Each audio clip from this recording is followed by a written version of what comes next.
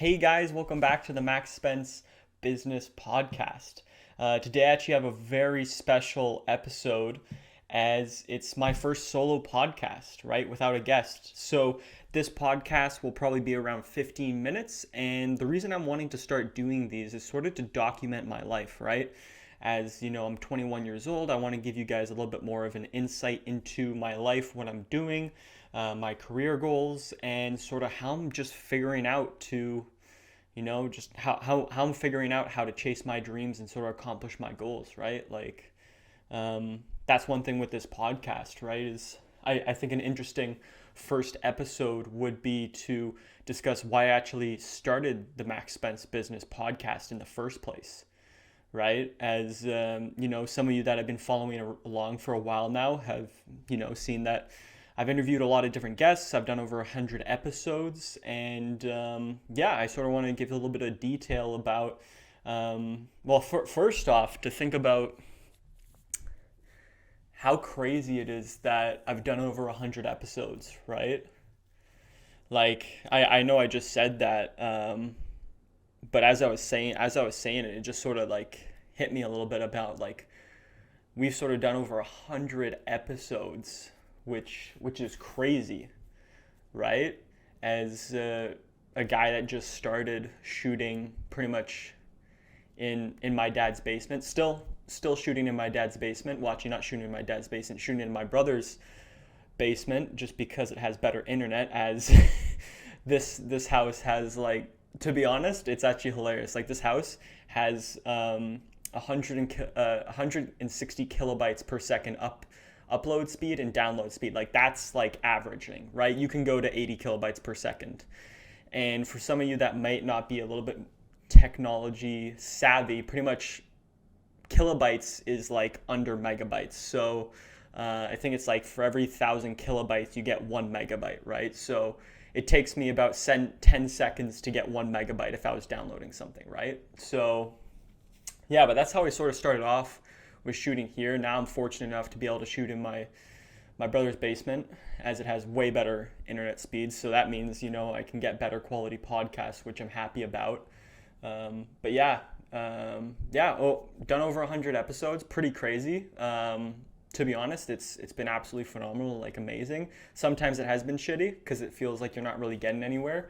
But I've sort of come to the realization that even though, maybe I'm not getting, like, to be honest, I don't have a crazy high viewership, but I think it's just really amazing to be able to have conversations with really, really smart humans, like really smart people in general that are doing amazing things. And I'm fortunate enough to be able to pretty much speak to them about how they built their business, how they sort of navigated their career path. And I think that in itself is actually so useful to me, and hopefully the listeners, that you guys are getting some great value out of it, because it's I get to learn so much, and it doesn't really cost me anything, right? Like, I get to meet amazing people. Granted that I'm not making money off this podcast, but still, it's like I'm getting to have like amazing conversations with really smart people. So that's absolutely amazing. But anyway, to sort of digress from that, pretty much the reason I started this podcast was I was originally in real estate. I'll take it back a little bit more. I'll dive a little bit deeper into my backstory, I would say, I guess you'd call it. So pretty much I was at Algonquin College in Ottawa, Canada, and I was taking entrepreneurship and management or something. I can't remember the exact course. I think it's that, entrepreneurship and business management. I was taking that course, and I was having a lot of fun. It was a really fun course, right? Meeting a lot of cool people, speaking with professors, to be honest, one thing that I sort of saw was like the people and the professors, phenomenal. The course subject matter, that was a little bit of a different story. To be honest, what I found, what I was getting taught wasn't exactly what I was finding useful, because I was sitting in these courses and I was like, I could be like, I could just Google this and figure out this, right? Or watch a YouTube video and figure out the exact same thing this professor's saying. It's nothing against the professor. To be honest, the professors were absolutely, like, the majority of them were absolutely great, right? And the other thing too is you're not taught by, in that course, you're not taught by all, entrepreneur professors, right? You have your professors are different. Some of them are actually, like English, and some of them are mathematics and accounting. So it's really different. So it's not like every professor you have is actually like a thoroughbred entrepreneur that, has started many companies or has started a company, has been running it for 20 years, right? But still, like, they were amazing professors. You'd learn a lot. But sort of my thing that I saw with it is just the course material that they were teaching wasn't that good, except for maybe like two courses, like public speaking. That one I think was really good. I think that one was amazing. So public speaking, and then also skills for success, which was actually run by a professor that I had later on had on my podcast called Terry. I'm gonna butcher his last name, but Lepovsky, I think. But phenomenal, blah blah blah. I can't even speak. But phenomenal professor, right? Like, that guy was the original, like, sort of guy that really got me into entrepreneurship, right? Like, I remember I can actually, like, I wrote down the day that, like, it sort of changed, and I was like, I really want to try and build my own business, right? It was like, I think it was like January 29th, 2019. And I was from that class, and I don't know what it was. He was talking about putting stuff in a calendar, and I've never, for whatever reason, I've never done that before. And then I started putting things in a calendar, and it just opened up this whole world of being like, holy crap, like, I can actually, like, plan things out now, right? Like, I can set a goal, and then I can sort of plan towards it, right? And have my weeks and days structured towards that goal, which just, like, really weird. Like, now I use it every single day, and it's so useful, and a lot of people I know use it. But back then, like, I never used that before, and I was like, holy crap, this is amazing, right? So anyway, yeah, so that's what sort of started me onto entrepreneurship.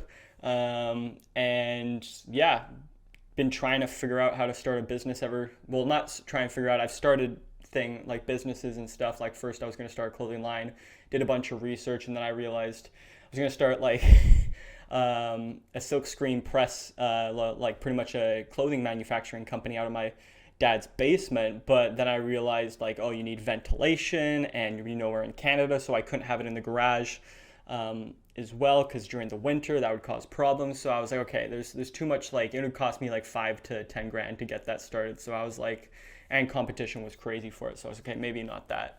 But then that sort of, as that progressed, and as I was going through college, I came across real estate, and, I always wanted to get into real estate. I still want to get into real estate as an investor. So I thought the quickest way to do that was to get my real estate license. I was going to say license, but license. And so that's what I thought was the fastest way to get into real estate and, be an investor and all that type of stuff. So pretty much I took my real estate course, and this is a little bit longer story now. I know it's getting a little bit longer. It's not, well, I mean, it's a long story, but it comes to the point of it leads to the point of how I actually got into, podcasting, right? But it all sort of, like, lines up when you get to the end, I think. Yeah, sort of. But so I decided, okay, I'm going to take my real estate license course in Ontario. And so I started doing that. And I was also at college at the same time. And then I started speaking to, before I actually even started the course, I was doing these meetups and different things like that, and just meeting different entrepreneurs, meeting real estate agents, talking to them about the business, what they're doing, all that type of stuff. And I was like, all right, this sounds pretty cool. So I decided to take my real estate license, and I decided to drop out of college, right, to pursue my real estate license, because I was like, you know what, I don't really find, like, college isn't it for me. I don't really find that I'm learning that much, or, the professors are great, but the course material I feel is a little bit lacking of, what they're teaching. And I don't know if maybe that was just first semester, and it got a lot better after that, but I dropped out after the first semester, completed my first semester, passed all the classes, all that type of stuff, and then dropped out. And got my real estate license, did my real estate license in about 4 months, except for my articling. So pretty much I got my real estate license, jumped into real estate, and that was my first taste of real entrepreneurship, right? Of starting my business. And also, like, entrepreneurship is all heavy, like, when you're starting by yourself, I think, Like that's what I've personally experienced, is like it's heavy sales. Unless you have like, a really great idea and I don't know, you get fundraising, all that type of stuff, and you don't have to do the sales part. But even then, you still have to do sales because you have to pitch investors and a lot of other stuff. So anyway, yeah. So anyway, it was my first instance of coming into, like sales and entrepreneurship, right? Which I've never had experience before, because previously, to diving more back into my history, was, I was previously in the UK Army from 16 to just before my 18th birthday. But then I decided to get out and pursue something else. Well, entrepreneurship, that I would later find out. But yeah, so pretty much, I jumped into real estate, had about $15,000 saved up, and tried to sell houses. Didn't go that well. first time in sales and entrepreneurship, and I freaking sucked.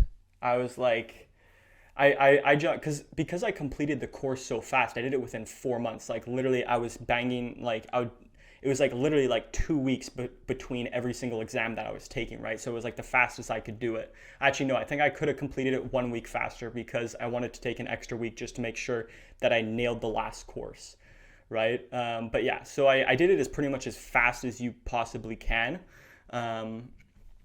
So I thought, oh, you know what? I did that course as fast as I can, and I got an average of 98% on that, right? On that course. So I was like, okay, you know what? I'm going to get into real estate and I'm going to absolutely crush it because, I did really well on these, license exams, right? So I'm going to absolutely crush real estate. Get into real estate and learn that those license exams mean nothing because it's like, they mean nothing.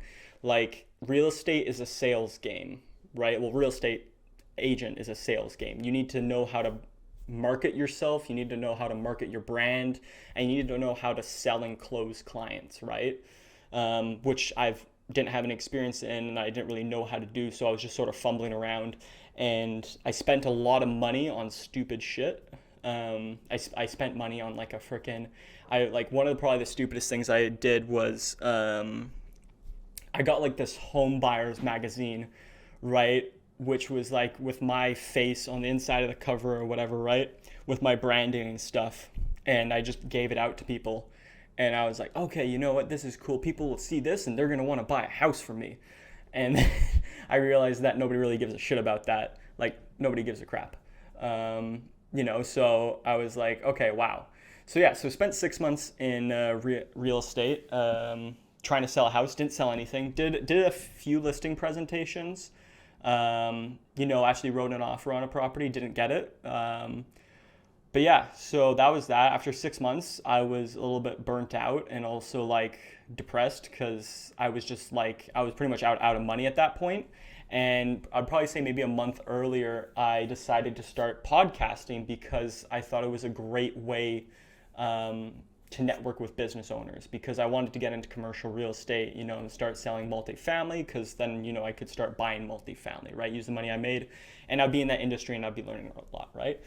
But anyway, yeah, so pretty much the reason I started, very long-winded, 15-minute story, but yeah, the reason I started this podcast was just out of a pure networking standpoint. It wasn't to get like crazy viewership, or to get business famous or anything like that. It was literally because I was trying to get 5-minute coffee meetings with business owners or entrepreneurs that I really wanted to speak to and learn from, or, high-level commercial agents or investors.